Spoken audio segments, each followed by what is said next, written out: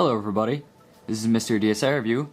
Today I'm going to be reviewing my first virtual console game for the Nintendo 3DS, and that is Kirby's Dream Land, which was actually the first game in the Kirby series. It was originally released in 1992 for the Game Boy, and right then, so I guess let's just start up. Everything takes place on the top screen. There are a few extra features that are included with virtual console games, like for example restore points, which are essentially like save states, except you only get one.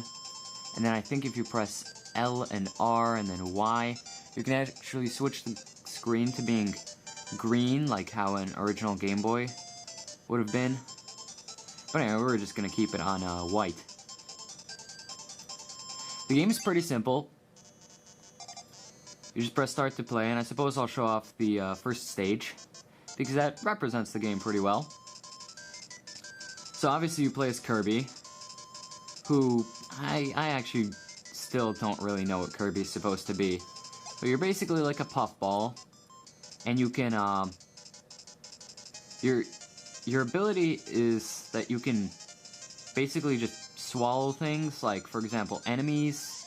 You can suck them up and you can eat them, which will give you points. You can suck them up and spit them out at other enemies, which will actually give you more points. You can also swallow air, so you can float.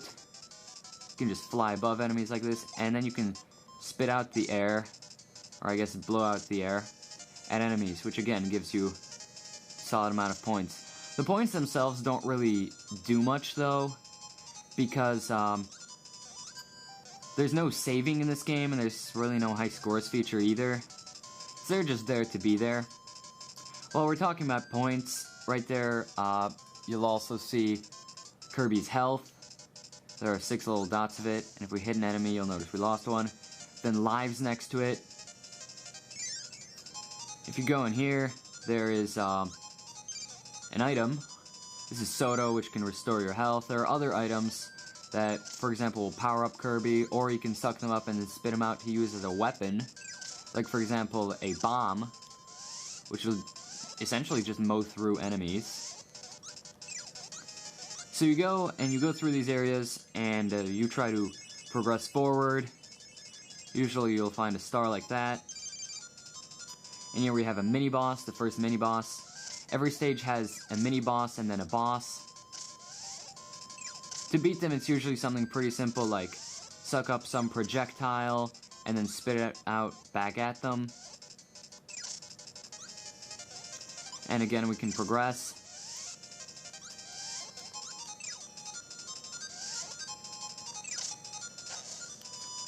Ooh. Anyway, as you can see, it's a pretty simple game, and it looks pretty easy. It's actually not quite so easy. The first stage is, is really easy. The second stage gets a little harder. The third stage is also pretty easy. But then the fourth stage, and especially the fourth boss, is quite challenging, actually. In fact, my first playthrough, I even got a game over. I should mention, though, that the game happens to actually be really short. Now, this is the first stage, which we're almost done with. Right here, we're gonna see the final boss of the stage. And, unfortunately, there are only 5 actual stages. Although, oh wow, it's a little more like 4.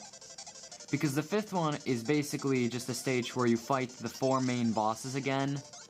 So this one and the other 3 stage bosses. And then you fight the final boss. Which, if you know anything about Kirby, you can kind of expect that it might be King DDD. Anyway, there you go, that's it. That took maybe 4 minutes or so. And, as I mentioned, my first playthrough, I even got a game over, but I still finished in about 45 minutes. I suppose that's not too bad, because the game costs, just $4 US. Suppose I'll pause it.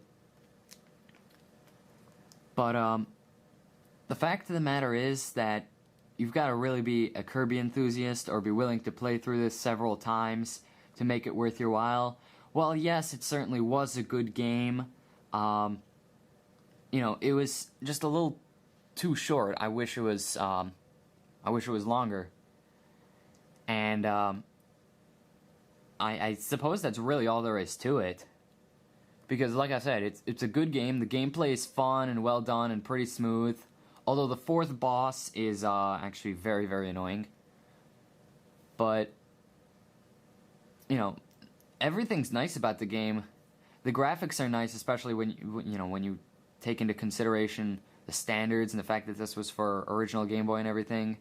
The sounds and music, again, taking into consideration those standards, are quite nice. And if you're a big Kirby fan, or maybe you played this game when you were much, much younger, then it might be nice for the nostalgia, or simply having it on your 3DS amongst, other things. But, overall, unless you think you're going to play this game a significant amount, or, you really want it, then it's a little hard for me to recommend it. But, nonetheless, I think I still will, because like I said, despite it being short, it was a good game, and I'll quite likely play through it a few more times. I think I should mention, though, if we go and that's not quite what I meant to do. If we go and reset the game, if you press B down and select, you can change your how much health and how many lives you have, or you can also go to the sound test to make it easier or harder for yourself. But more importantly is if you press A down and select, unless it was A up and select, sorry, it was A up and select, you can play the extra game, which is basically the same game but much harder. To my knowledge, the stages are exactly the same, it's just that the enemies deal more damage, and they're also harder enemies. So, that could keep you busy for a bit if you want more of a challenge. But, I suppose that's about it. And if you like this review, then please rate, comment, subscribe, check out the written review on my website, send this to your friends, and I will see you guys next time.